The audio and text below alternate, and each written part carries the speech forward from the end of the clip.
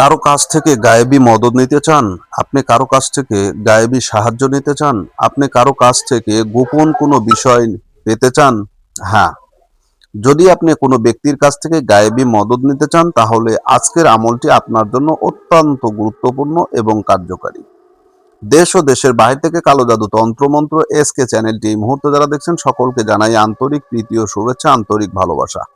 ভিডিওর শুরুতেই জাতিগতভাবে প্রত্যেকটা মমিন মুসলমান ভাই বোনদেরকে জানাই সালাম, আসসালামু আলাইকুম। হিন্দু দাদা দিদির প্রতি আদাব, অন্যান্য সকল ধর্মের প্রতি রইল আন্তরিক ভালোবাসা, আন্তরিক অভিনন্দন।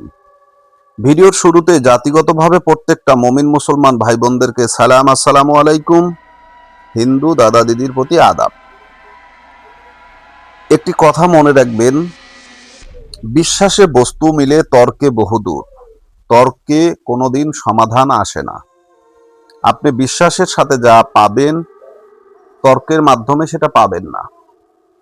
যে কোনো আমল, যে কোনো বিষয়, সেটাকে জানতে হলে সেই বিষয় নিয়ে আপনাকে স্টাডি করতে হবে, গবেষণা করতে হবে, অ্যানালাইজ করে সেটার ভিতর থেকে সত্যতাকে আপনার বের করে আনতে হবে। তাহলে আপনি সঠিক মাধ্যমটা পেয়ে যাবেন।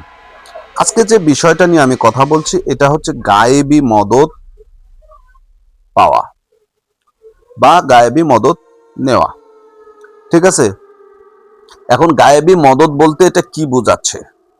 অনেকে বুঝবেন না, অনেকে বুঝবেন।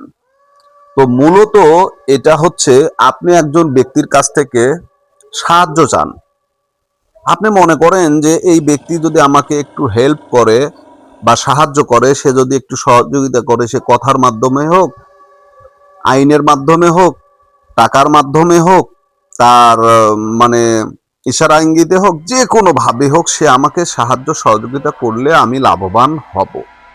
কিন্তু সে সেটা করছে না বা কোনো ক্রমে সেটা আপনি করাতে পারছেন না।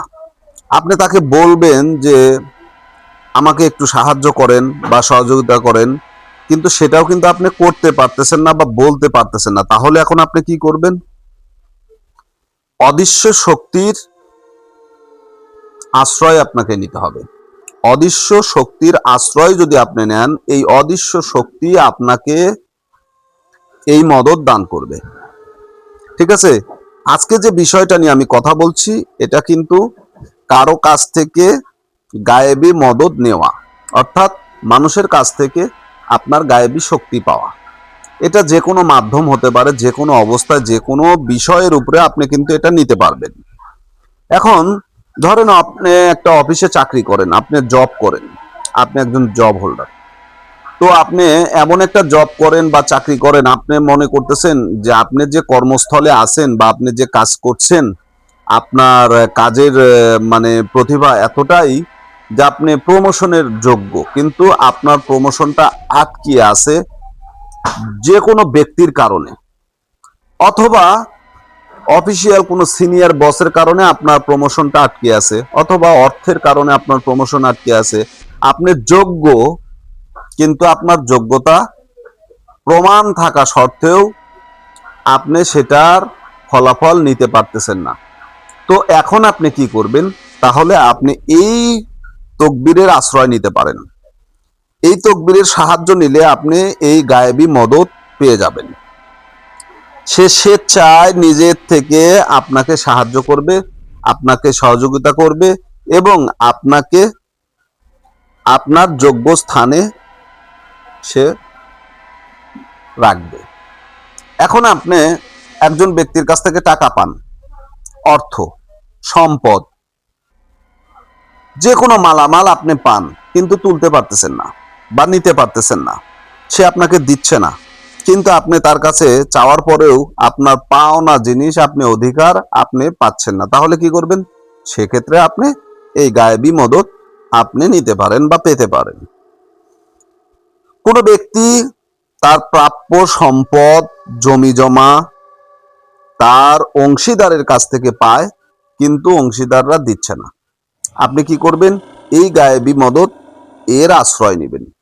ঠিক আছে, তাহলে এটার আশ্রয় নিতে গেলে আপনাকে কি করতে হবে? এটার মাধ্যমটা কি? এই যে ল্যাংটা লজ্জাতুন্নেসা কিতাবের এই যে একটা তকবীর আপনাদের সামনে আমি রেখেছি, যে তাবিজটি আপনাদেরকে দেখাচ্ছি, এই তাবিজটি আপনাকে গায়েবী মদত দান করবে। এখানে একটা জিন রয়েছে, যার পরাশক্তি রয়েছে, যে মানুষকে পরাস্ত করতে পারে, মানুষের মনের উপরে তার আধিপত্য স্থাপন করতে পারে।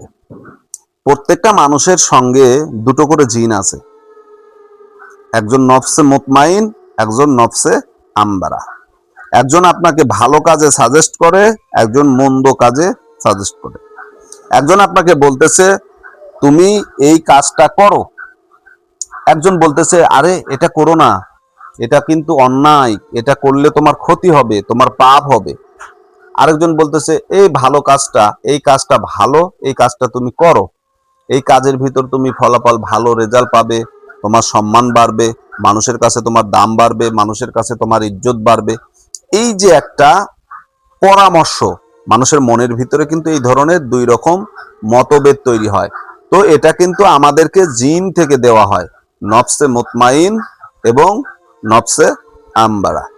তো এই যে নফস গুলো আপনার সঙ্গে কাজ করে, আমরা যারা তান্ত্রিক রয়েছি, কবিরাজ রয়েছি, ফকির রয়েছি, আমাদের আসলে এগুলো মানে গোপন তথ্য, এগুলো বলে দিলে পরে অনেক কবিরাজদের আবার ক্ষতি হয়, ফকিরদের ক্ষতি হয়, তান্ত্রিকদের ক্ষতি হয়ে যায়, খঙ্কারদের ক্ষতি হয়ে যায়।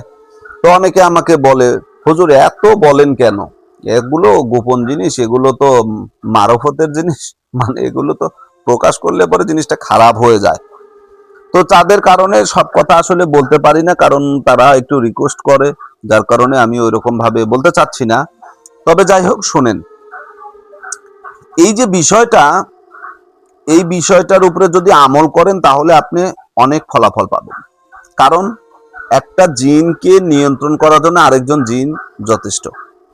আমার কাছে যে জিন আছে, ধরেন আমি একজন জিনকে আমি আমার বশে রেখেছি বা আমার তাবেদে রেখেছি, সেই জিনকে আপনার কাছে আমি পাঠালাম যে অমুক ব্যক্তির কাছে চলে যাও, অমুক এলাকার অমুকের সন্তান অমুক, ঠিক আছে, আব্দুর রহমানের সন্তান আব্দুল জলিল, তার কাছে তুমি চলে যাও, তাকে অছোয়াছা দাও, তাকে বোঝাও যে সে যেন এই কাজটা করে, এটা করতে তাকে বাধ্য করো। তখন সে কি করবে? আমার পাঠানো জিন, আপনার যে নফস রয়েছে, নফসে যে জিন রয়েছে, তাকে সে বন্ধুত্ব করবে তার সঙ্গে এবং বলবে তুমি এই কাজটা করে দাও। তো যখন আমরা নফসের সঙ্গে কথা বলি, নফসের সঙ্গে যখন আমরা আদান প্রদান করি, তখন বিষয়টা গুরুতর হয়ে যায় এবং কঠিন জিনিসটা সহজ হয়ে যায়। ঠিক আছে? তো এইভাবেই আসলে তান্ত্রিক ফকিররা কাজ করে থাকে। তো এই যে তাবিজটি আপনাদেরকে দেখাচ্ছি, এখানে কিন্তু নিয়মটাও আমি দিয়ে রেখেছি। এই তাবিজটা আপনাকে শনিবার অথবা মঙ্গলবারে এই তাবিজটা আপনাকে ওয়ার্ক ও আবিদে লিখে নিতে হবে। এই যে ওয়ার্ক ও আবিদ, এটাও একটা প্রশ্নের বিষয়। অনেকে আমাকে বলে গুরুজি ওয়ার্ক ও আবিদ আসলে কি, আসলে এর সার্বিক অর্থ কি? এটা হচ্ছে সাদা কাগজ, অনেকে বোঝেন না তাই প্রশ্ন করেন। ওয়ার্ক ও আবিদ এটা হচ্ছে সাদা ফ্রেশ কাগজ। ঠিক আছে, আপনাদেরকে আমি বুঝিয়ে দিলাম। এগুলো গোপন তথ্য, আসলে এগুলো কবিরাজি ভাষা, এগুলো কিন্তু কেউ প্রকাশ করে না, কারণ এগুলো গোমর রাখে, ফেতনা।